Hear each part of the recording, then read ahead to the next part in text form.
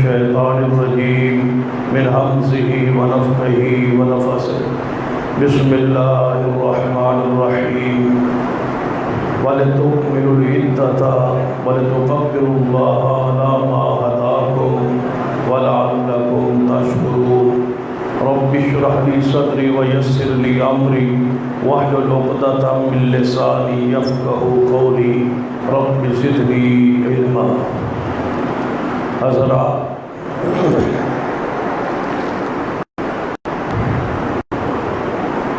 یقیناً آپ میں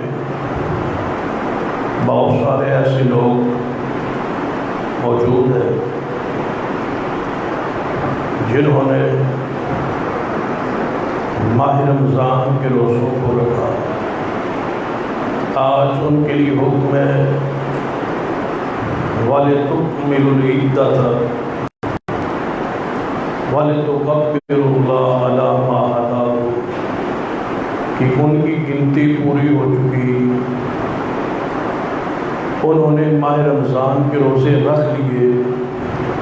آج ان کا حق ہے وَلِتُكَبِّرُوا اللَّهَ عَلَى مَا هَدَاكُمْ، اس رب کی بڑائی بیان کرے، اس رب کی عظمت بیان کرے، اس رب کی تکبیرات کہے علی ما ہداکم، جس رب نے آپ کو پورا مہینہ ہدایت بخشی۔ یہ اس کا رحمت، اس کی فضل، اس کا انعام ہے، وگرنہ بہت سارے ایسے بد نصیب ہوں گے جنہوں نے ماہ رمضان میں روزے نہ رکھ سکے۔ صحت موجود تھی، سحری و افطاری کا انتظام موجود تھا، اور کچھ ایسے بد نصیب بھی ہوں گے جو سحری بھی کھاتے ہوں گے اور افطاری کے وقت بھی عوام الناس میں یا گھر پہ بیٹھے ہوں گے، قسمہ قسمہ کھانے جو ہے ان کے آگے ہوں گے، لیکن ان کا ضمیر ملامت کر رہا ہوگا کہ ہم نے روزہ نہیں رکھا۔ تو آج میں اور آپ کس پوزیشن میں، کس حیثیت میں بیٹھے ہیں؟ ایک تو وہ بندہ ہے جس نے ماہ رمضان کے روزے رکھے، آج وہ انعام لینے آیا ہے، آج وہ صلہ لینے آیا ہے، آج وہ ثمرہ لینے آیا ہے، آج وہ جہنم سے آزادی لینے آیا ہے۔ تو کیسے ہو سکتا ہے جو اللہ مزدور کی مزدوری دینے کا حکم دیتا ہو، جس اللہ کا قانون ہی ضابطہ یہ ہو کہ پسینہ خشک ہونے سے پہلے مزدور کی مزدوری دے دی جائے، تو آج اتنے مزدور اس کے دربار پہ آ کے بیٹھ گئے اور وہ خود مزدوری نہ دے؟ ایسا کیسے ہو سکتا ہے؟ مزدوری دینے کے لیے وہ تیار ہے، فرشتے شموں سے زمین پہ اتر آتے اور آواز لگاتے ہیں کہ اے روزے داروں نکلو، تمہیں اپنا رب بلا رہا ہے۔ جس رب کی رضا کے لیے تم کھانا پینا چھوڑتے تھے، جس رب کی رضا کے لیے تم رات کو جاگتے تھے، یہ تم نے روزہ رکھا، آج وہ اعلان کرتا ہے الصوم لی وانا اجزی بہ، روزہ میرے لیے تھا اور اس کی جزا میں خود ہی دوں گا۔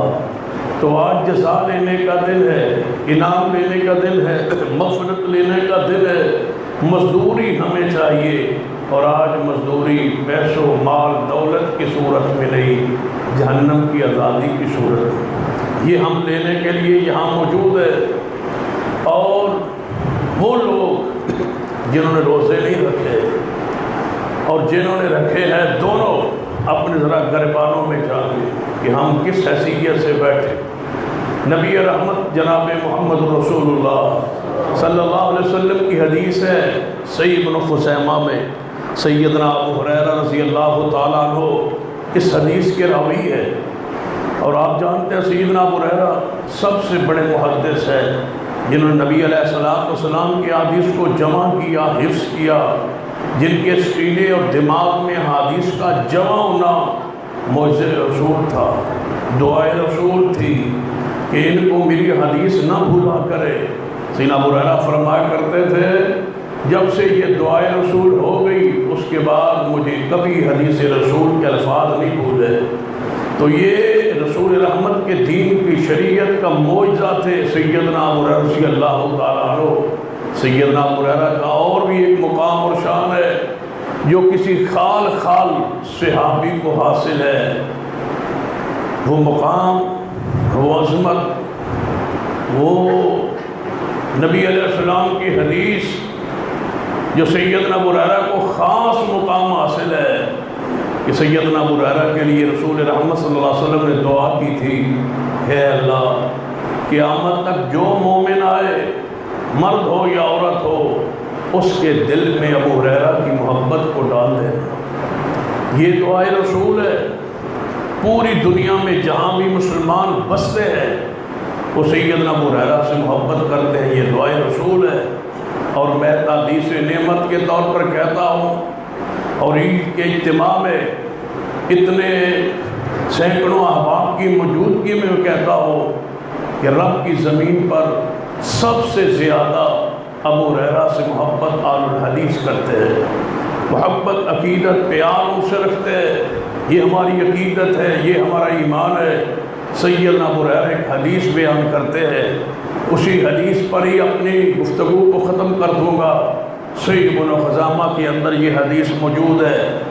صرف میں اور آپ نے گریبان میں جھانکنا ہے کہ ہم اس وقت کہیں اس حدیث کے اندر داخل اور شامل تو نہیں، کہیں ایسا نہ ہو کہ ماہ رمضان پورا گزر گیا ہو اور آج ہم اس پوزیشن میں بیٹھے ہوں جس کا تذکرہ اس حدیث میں ہے۔ نبی رحمت صلی اللہ علیہ وسلم کے بارے میں سیدنا ابو ہریرہ رضی اللہ تعالیٰ عنہ فرماتے ہیں کہ آپ ممبر پہ تشریف لے گئے، ممبر پہ چڑھ رہے تھے، آپ مبارک کی 3 سیڑھیاں تھیں۔ جب پہلی سیڑھی مبارک پہ قدم رکھا تو نبی علیہ السلام نے بآواز بلند آمین کہی، پھر آپ نے دوسرے سیڑھی پر قدم رکھا، پھر آپ نے بآواز بلند آمین کہی، تیسری سیڑھی پہ قدم رکھا، آپ نے پھر آمین کہی۔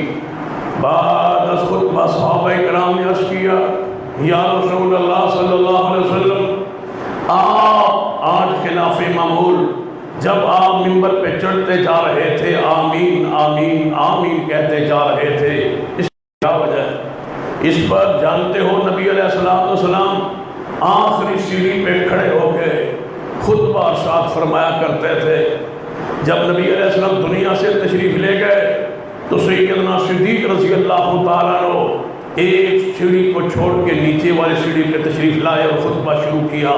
لوگوں نے کہا سب سے اونچی اوپر والی سیڑھی پہ کھڑا ہونا سنت ہے۔ فرمایا میں جانتا ہوں سنت یہی ہے، لیکن میں وہاں کھڑا ہونا برداشت نہیں کر سکتا، ادب کا تقاضا ہے جہاں رسول اللہ کھڑے ہوئے تھے، اس لیے میں سیڑھی نیچے اتر آیا ہوں۔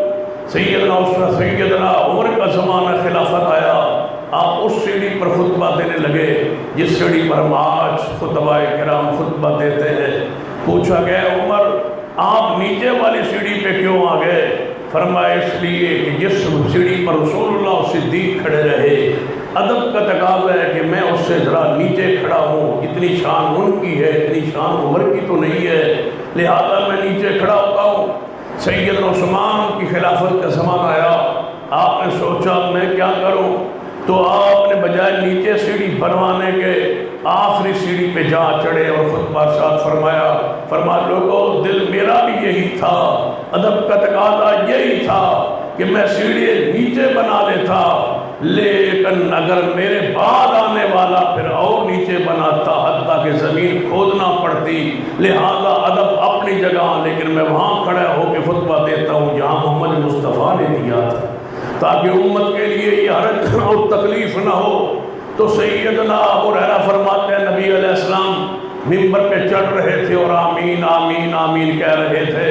ہم نے پوچھا یا رسول اللہ صلی اللہ علیہ وسلم کیا وجہ ہے، آپ نے آج آمین آمین کیوں کہی؟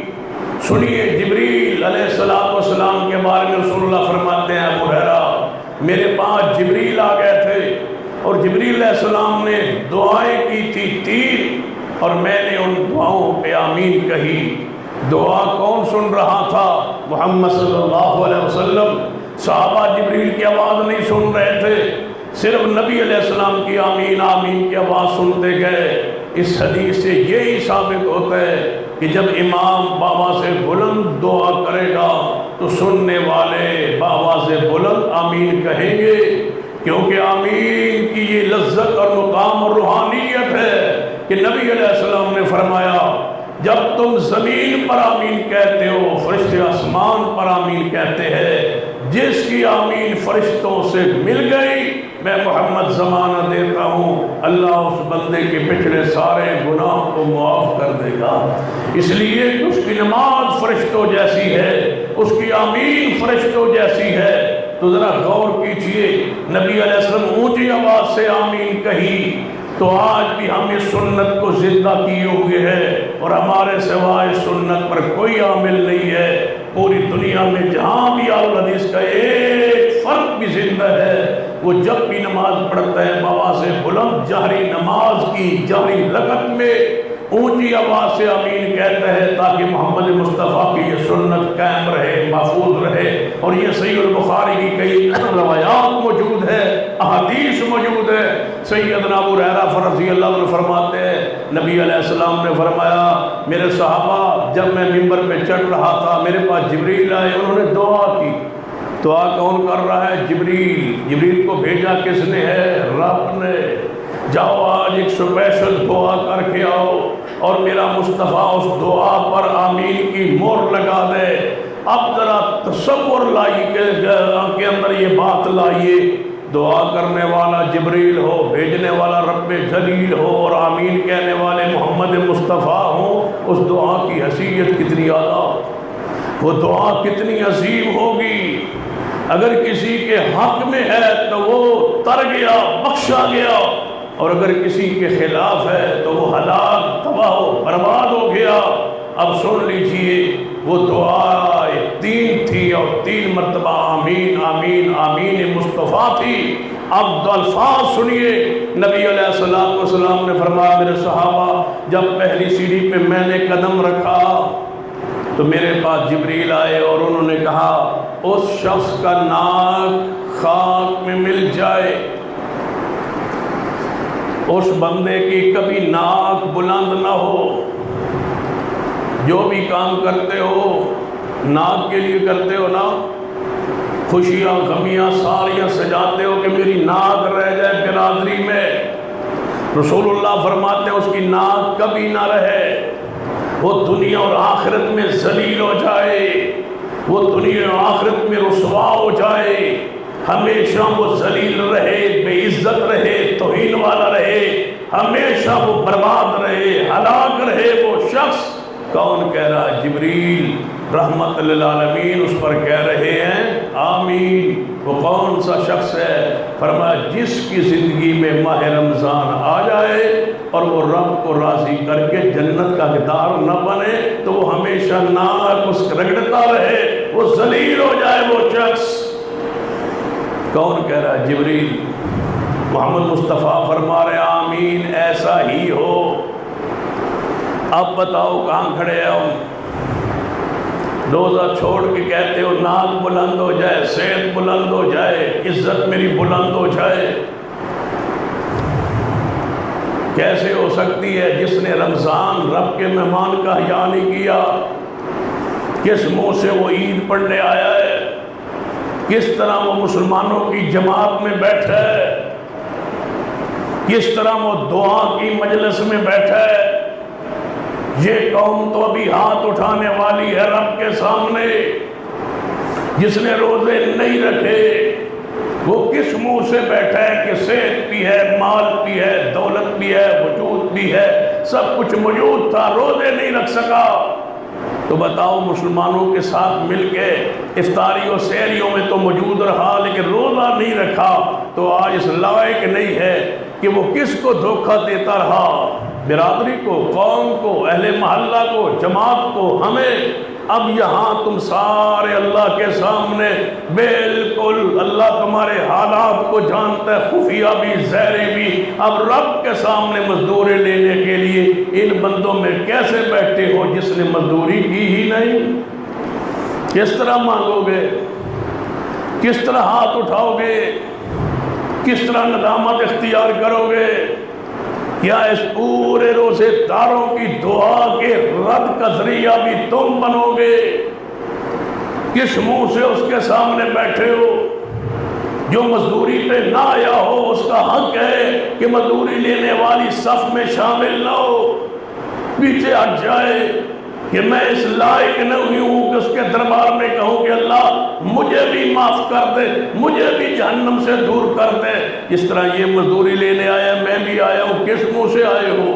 لیکن پھر سن لو، پھر ایک راستہ موجود ہے، آج پھر ایک راستہ موجود ہے۔ اندر ہی اندر صلح کر لو اپنے رب سے، توبہ کر لو، ندامت اختیار کر لو، کل سے اپنے روزے شروع کر دو۔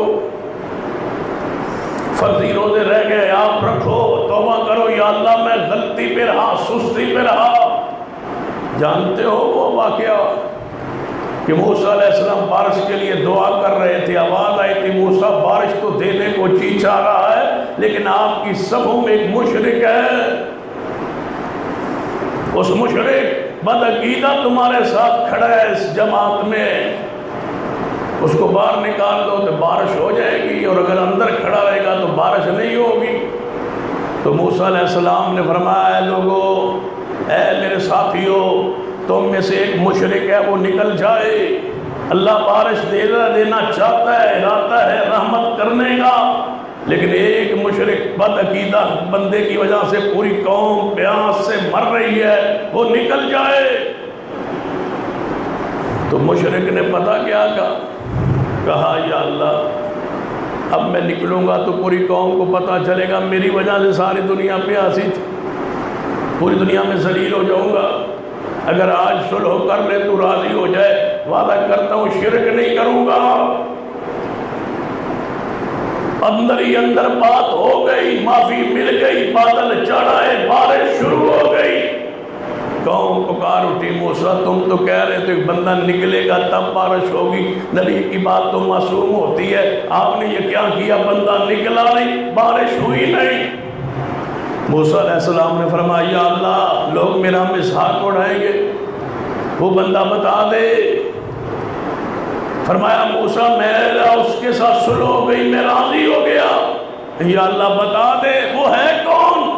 فرمایا موسیٰ کیا پوچھتے ہو، جب ناراض تھے اس وقت بتایا نہیں، جب ناراض تھے اس کے رات کو ہم نے فاش نہیں کیا، بن گیا توبہ کر بیٹھے، آج بتا دو یہ نہیں ہو سکتا، لیکن قوم کو بتا دو اس بندے پہ رب راضی ہو چکا ہے، راضی ہونے کا امکان اب بھی موجود ہے، لیکن جو بندہ کہے اگلے سال رکھوں گا وہ نہیں۔ توبہ اس وقت۔ دوسرا وہ شخص جس کی زندگی میں اس کے والدین بوڑھے ہو جائیں اور وہ ان کو خدمت کر کے جنت نہ لے سکا، وہ شخص ہمیشہ اس کا نام کبھی اونچا نہ ہو اور نہ کبھی ہوا ہے، ذلت رسوائی اس کا مقدر ہے۔ تیسرا وہ شخص جس کے سامنے نام آئے محمد صلی اللہ علیہ وسلم کا، آپ نے فرمایا میرا نام لے یا سنے مجھ پر درود نہ پڑھے صلی اللہ علیہ وسلم، اس شخص کا نام خاک میں مل جائے۔ تو لہذا نصیحت کروں گا ان دوستوں کو جو روزہ نہیں رکھ سکے کہ روزے کو اپنے لیے زندگی میں غنیمت جان، بڑی عظیم عبادت، جو نہیں رکھ سکے توبہ کیجیے۔ شوال آگے، سال آپ کے پاس پورا موجود ہے، تہیہ کیجیے، روزے رکھنے شروع کر دیجیے، شوال میں قضا کیجیے، کچھ رہ جائے تو اگلے مہینے، کچھ رہ جائے تو اس سے اگلے مہینے توبہ کر لیجیے۔ اور جن ساتھیوں نے روزے رکھے، نمازیں پڑھی، تراویح پڑھی، ان سے گزارش کروں گا، نصیحت کروں گا عید کے اس اجتماع میں کہ اللہ کے لیے اس نماز اور تلاوت پہ استقامت اور ہمیشہ اختیار کیجیے۔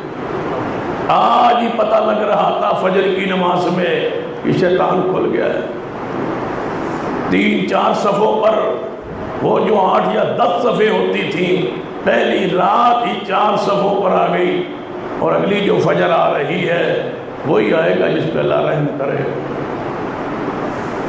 یہ سارا اجتماع محلے کا ہے، یا چند افراد چند احباب ایسے ہوں گے گنتی کے جن کو ہاتھ کی انگلیوں پہ گنا جا سکتا ہے جو باہر سے آئے ہوں گے، باقی سارے مقامی احباب ہے۔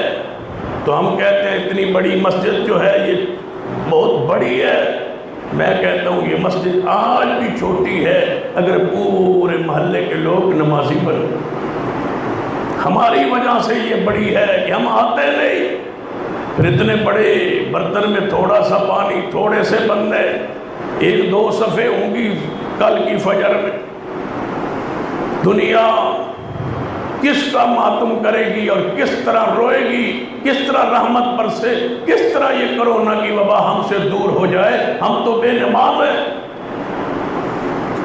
اور صبح کے وقت پھر ایسا ہوتا ہے، ہمارے شیخ ہے کراچی سے مولانا محمد حسین میمن حافظ اللہ، اللہ ان پہ رحمتیں فرمائے، وہ جب فجر کی نماز میں کہیں درس دینے جاتے تو درس پہ اکثر بچے نہیں ہوتے، عشاء کے وقت جلسہ ہو درس ہو تو بچے زیادہ، عوام تھوڑ، تو وہ فجر کے وقت درس پہ ایک جگہ گئے تو پوری 1.5 صف بندوں کی، بڑے بندوں، ایک بچہ تھا۔ تو شیخ بڑے وہ کچھ مزاحیہ بھی ہے، عالم بھی ہے، محدث بھی ہے، فرمانے لگے تمہارے بچے کدھر ہے؟ 1.5 صف جو یہ نمازیوں کی ہے تم سارے اترے ہو، تمہارے بچے کہاں ہیں؟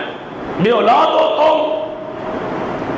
بندے کہنے لگے ہو شیخ جی بے اولاد تو نہیں ہے، سب کی اولاد ہے۔ فرمایا یہ ایک بچہ ہے یہ سب کا مشترک ہے، یہ پورے محلے کا بچہ ہے۔ کہاں ہیں آپ کے بچے؟ کہنے لگے جی وہ گھروں میں سوئے ہوئے ہیں۔ فرمایا شرم نہیں آئی مسجد میں آتے ہوئے بچوں کو سلا کر؟ سکول کے وقت تو جاگ آ کے سکول بھیجتے ہو، نماز کے لیے تم اٹھا نہیں سکتے کہ گبرو ہونے کا وقت ہے، جوان ہونے کا وقت ہے، ابھی سونے کا وقت ہے، جوان تو ہو جائے گا، لیکن قوا انفسکم واہلیکم نارا، نماز پر، تلاوت پر استقامت اختیار کیجئے، دوام اختیار کیجئے۔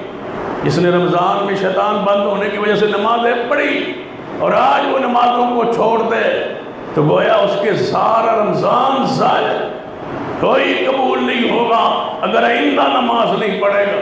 بندے کو دھوکہ لگ سکتا ہے، رب کو دھوکہ کون دے سکتا ہے؟ اس لیے اپنی نماز کو اس پر دوام اختیار کیجئے، تلاوت پر ہمیشہ اختیار کیجئے، اور جو نہیں رکھ سکے وہ توبہ کرے۔ اللہ مجھے اور آپ کو توفیق عطا فرمائے۔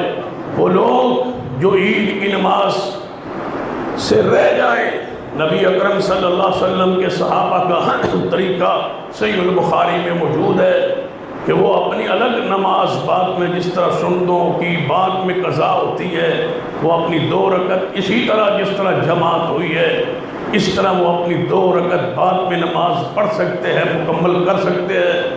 اور چونکہ پوری دنیا میں یہ خطبہ جا رہا ہے، بہت سارے ممالک ایسے ہیں جہاں فجر بالکل اب قریب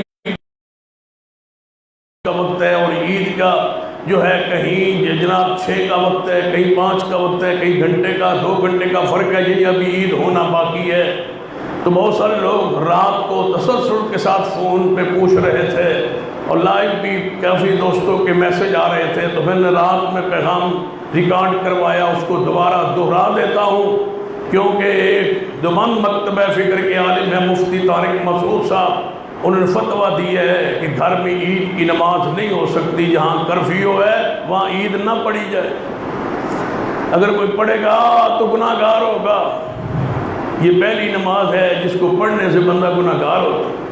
اللہ ایسے مفتیوں سے محفوظ فرمائے جن کو جو نہ قرآن نہ حدیث نہ دلیل موجود ہے، لیکن اپنی فقہ کی روشنی میں یہ کہا جا رہا ہے عید شاعر اسلام ہے، اسلام کی نشانی ہے، لہذا چونکہ اذن عام نہیں ہے، اجازت نہیں ہے، کرفیو ہے، تو وہاں عید نہ پڑھی جائے۔ گھر میں عید نہیں ہو سکتی، ویسے نفل پڑھ لے، عید نہیں ہوگی۔ جو وہ عید بھی تو نفل ہے، عید بھی تو نفل ہے۔ اس لیے جہاں جہاں پر پوری دنیا میں کرفیو کی کیفیت ہے، اس کرونا وائرس کی وجہ سے ان دوستوں پر پابندی ہے کہ جہاں جماعت ہو سکے گھر میں، نہ ہو سکے تو اکیلے بھی عید کی نماز بغیر خطبے کے بھی پڑھی جا سکتی ہے۔ صحیح البخاری میں امام بخاری رحمۃ اللہ علیہ نے باقاعدہ باب باندھا ہے اور حدیث لے آئے ہیں کہ ہذا یوم عیدنا ہذا عیدنا، یہ ہماری عید ہے اہل الاسلام، اہل اسلام۔ امام بخاری فرماتے ہیں اس حدیث سے ثابت ہوتا ہے جو اسلام پہ ہے، جو مسلمان ہے، اس پر عید پڑھنا جو ہے ضروری ہے، کیونکہ اس کے لیے عید ہے۔ تو عید پڑھنے نماز کے ساتھ ہی عید خاص ہے، لہذا وہ عید پڑھے۔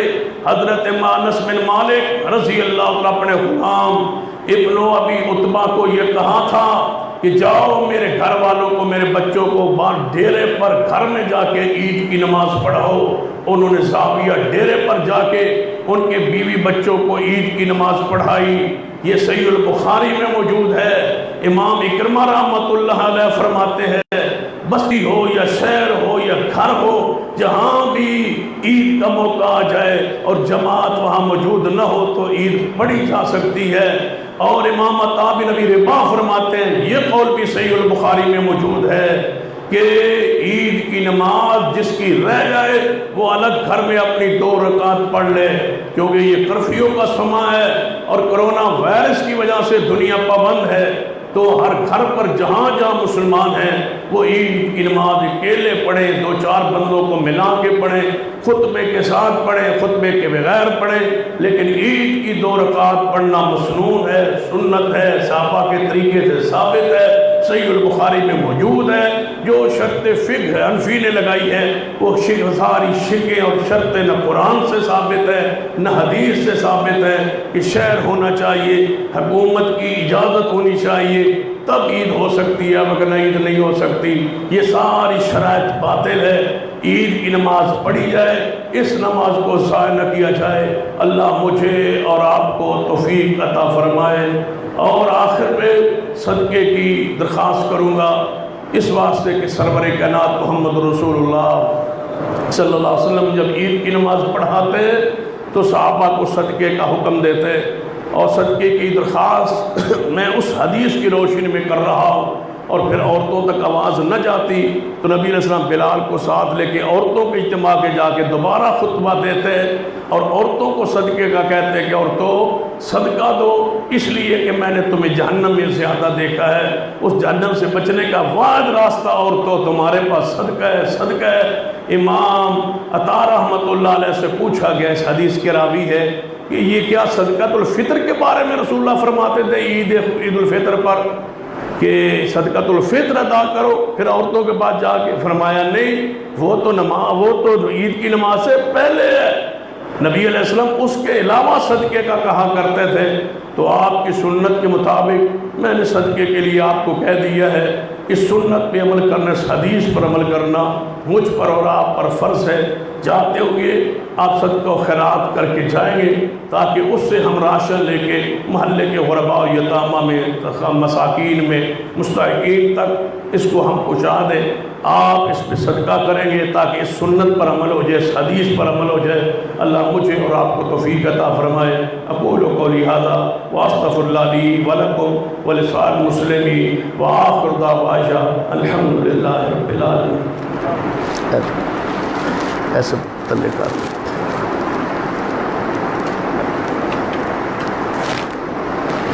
ایسے تلے کر سبھی پر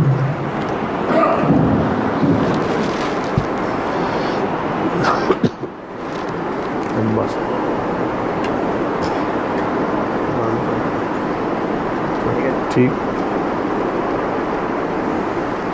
ٹھیک۔ الحمدللہ رب العالمین والعاقبۃ للمتقین والصلاة والسلام علی سید الانبیاء والمرسلین۔ ربنا ظلمنا انفسنا وان لم تغفر لنا وترحمنا لنکونن من الخاسرین۔ ربنا لا تزغ قلوبنا بعد إذ هديتنا وهب لنا من لدنك رحمة إنك أنت الوهاب۔ اللهم اشف مرضانا ومرضى المسلمين اللهم رب اذهب الباس رب الناس واشف انت شافي لا شفاء الا شفاؤك شفاء لا يغادر سقما۔ اے اللہ ہم سب کے گناہ معاف فرما، یا اللہ ہمارے گناہ معاف فرما۔ اللہ یہ پورا اجتماع تیرے سامنے، مرد عورتیں بوڑھے بچے جوان ہاتھ پھیلا کے بیٹھ کے اللہ ان کے گناہ معاف فرما۔ اللہ مزدوری کا دن ہے، اجرت کا دن ہے، عید کا دن ہے، یا اللہ یہ روزے دار تیرے سامنے ہاتھ پھیلا کے بیٹھے، روزے رکھ کے آئے گرمی کی شدت میں، اللہ اس وقت تیرے سامنے ہاتھ پھیلا کے جہنم سے پناہ مانگتے، جہنم سے عذاب فرما دے۔ اللہ ہم سب کو جہنم کی آگ سے عذاب فرما دے، اللہ جہنم کی آگ سے عذاب فرما دے۔ اللہ جہنم سے بچنے کے لیے ہم روزہ رکھتے رہے، صدقہ دیتے رہے، رات کو جاگتے رہے۔ اللہ صرف جہنم سے بچنے کے لیے، صرف تجھے راضی کرنے کے لیے، صرف جنت کے داخلے کے لیے اللہ ہماری اس نیک مراد کو پورا فرما دے۔ یا اللہ ہم سے یہ گرمی برداشت نہیں ہو سکتی، جہنم کی آگ تو بڑی سخت ہے، اللہ جہنم کی آگ تو 100 سال کی مسافت کی دوری سے جھلس دیتی ہے۔ اللہ ہم کمزور ہیں، اللہ ہم تیرے بندے کمزور ہیں، گناہ گار ہیں، خطا کار ہیں، اپنے گناہوں کا اعتراف کر کے تیرے سامنے ہاتھ پھیلا کے بیٹھے، معاف فرما دے۔ یا اللہ اگر آج ہمیں عید والے دن بھی معافی نہ ملے تو کب معافی ملے گی؟ ہمیں معاف فرما دے۔ اللہ ان اپنے بندوں کو معاف فرما دے۔ اللہ ماہ رمضان کے جو بندے نماز روزہ کرتے رہے، پڑھتے رہے، اللہ انہیں ہمیشہ کے لیے نمازی بنا دے۔ اللہ ان جوانوں کو ہمیشہ کے لیے مسجد کی زینت بنا دے۔ اللہ کتنے ہی جوان مسجد کی زینت بنے رہے، اللہ ان کی وجود سے مسجد کو ہمیشہ رونق والا بنا دے۔ اللہ اس مسجد مدرسے کو رہتے دنیا تک آباد فرما دے۔ اللہ اس کو عظیم و شان اسلام کا مرکز بنا دے۔ اللہ اس کے فیض کو پوری دنیا میں عام فرما دے۔ اللہ اس کے لیے وسائل کے رحمت کے دروازے کھول دے۔ اللہ جتنے معاونین ہیں اس اجتماع میں موجود ہیں، جو تعاون کرتے رہے مسجد کے ساتھ، جامع کے ساتھ، اللہ ان کے مال رزق کاروبار میں برکتیں عطا فرما۔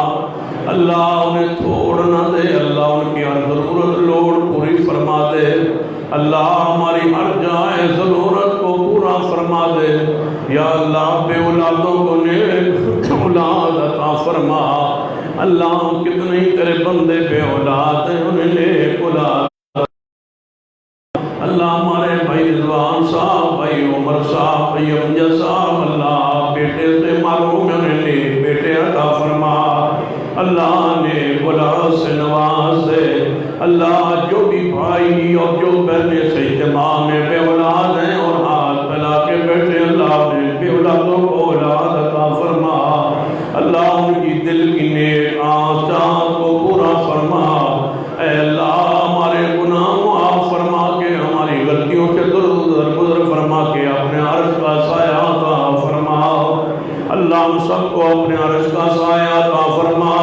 اللہ ہم سب کو اپنے عرش کا سایہ عطا فرما۔ اللہ اپنے محبوب کے ہاتھوں سے کوثر کا جام نصیب فرما۔ اللہ اعتکاف بیٹھنے والوں کا اعتکاف قبول فرما۔ اللہ معتکفین کا اعتکاف قبول فرما۔ محترم قاری صاحب کا قرآن سنانا قبول فرما۔ انہیں کے بیٹوں کو اللہ میں بابل بنا دے۔ اللہ ان کی اولاد کریں فرما، جنہوں نے پورا مہینہ پوری جماعت کو قرآن سنایا، اللہ ان پر رحمت نازل فرما۔ اللہ ہم سب پر اپنی رضا اور رحمت نازل فرما۔ اللہ ہمارے ملک سے، پوری دنیا سے اس کرونا کی مصیبت سے نجات دے دے۔ اللہ اس کرونا وائرس سے ہمارے ملک کو محفوظ فرما، سعودی عرب کی حفاظت فرما۔ اللہ حرمین شریفین بھی بند ہو چکے، اللہ پوری امت کے لیے حرمین کو کھول دے۔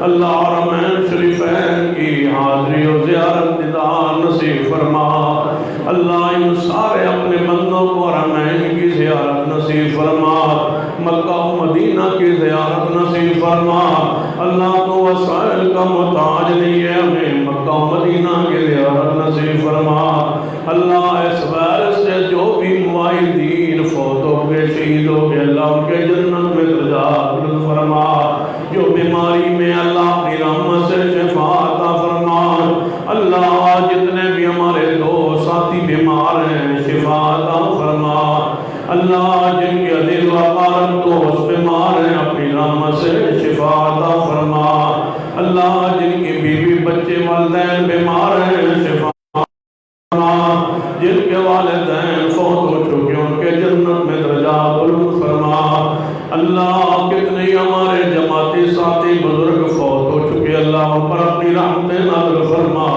اللہ اس مسجد مدرسے کے بانی محترم حاجی محمد اسماعیل حاجی محمد ابراہیم صاحب اللہ ان کے جنت میں درجات بلند فرما اللہ ان کی قبروں کو جنت کے باغ بنا محترم حاجی صاحب کی عالیہ محترمہ کے جنت الفردوس میں درجات بلند فرما اللہ محترم ہمارے بزرگ عبداللطیف صاحب عبدالرحیم صاحب محمد ادریس صاحب مرزا محمد بشیر صاحب اللہ ان کے جنت میں درجات بلند فرما مرزا عبدالحفیظ صاحب مرزا عبدالحمید صاحب فوت ہو چکے اللہ محترم بھائی سہیل سہیل صاحب کے دادا جان والدہ فوت ہو چکی اللہ ان کے جنت میں درجات بلند فرما اللہ ان کی اولادیں تیرے سامنے عید والے دن اللہ اپنے ہاتھ پھیلا کے بیٹھی اپنے والدین کے فراق و جدائی میں اللہ نیک برسات وہ ہمارے بزرگ اللہ ان کی قبروں پہ رحمت نازل فرما محترم حاجی محمد ادریس صاحب اور ان کی عالیہ محترمہ بھائی اصغر صاحب کے والدین کو جنت الفردوس میں اعلیٰ درجے عطا فرما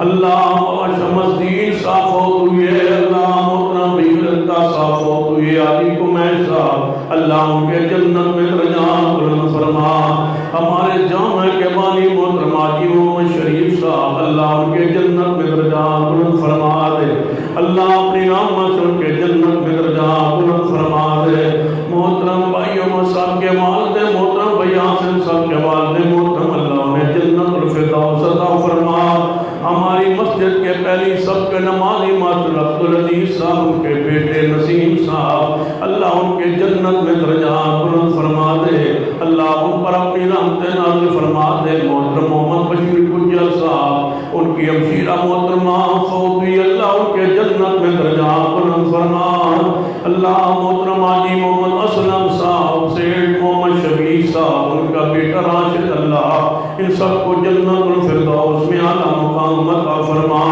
اللہ اپنی رحمت سے اعلیٰ مقام جنت میں عطا فرما دے اللہ مادر سعید صاحب ان کی عالیہ محترمہ بابا آدم صاحب اللہ ان کے جنت میں درجات بلند فرما دے محترم بزرگ ہمارے عمران صاحب ان کے والد محترم محمد شریف صاحب مادر عبدالرحمان صاحب اللہ ان کے جنت میں درجات بلند فرما اللہ جو بھی تھے ہمارے جماعتی بزرگ فوت ہو چکے رانا شرف صاحب رانا حبیب صاحب اللہ انہیں اپنی رحمت سے جنت میں درجات بلند کر دے ماسٹر محمد یعقوب صاحب ملک نصرت صاحب اللہ مدی الرحمان گجر صاحب اللہ ان کے جنت میں درجات بلند فرما دے شیخ محمد اسلم صاحب شبیر صاحب اور حاجی محمد اسلم صاحب اللہ جتنے بھی نام مجھے یاد ہیں جو نہیں یاد سب کے رحمت نازل فرما اللہ جو تیرے بندے بیمار ہیں انہیں شفا کاملہ نصیب فرما محترم ہمارے بزرگ بشیر احمد نظامی صاحب اللہ ان کے جنت میں درجات بلند کر دے اللہ محترم ہمارے حکیم محمد یونس صاحب فوت ہوئی اللہ ان کے جنت میں درجات بلند فرما دے محترم بھائی رحیل صاحب کے والد محترم اللہ فوت ہوئی بھائی اکرم صاحب کے والد اسماعیل صاحب فوت ہوئی اللہ ان کے جنت میں درجات بلند فرما محترم بھائی صادق صاحب کے والد محترم اللہ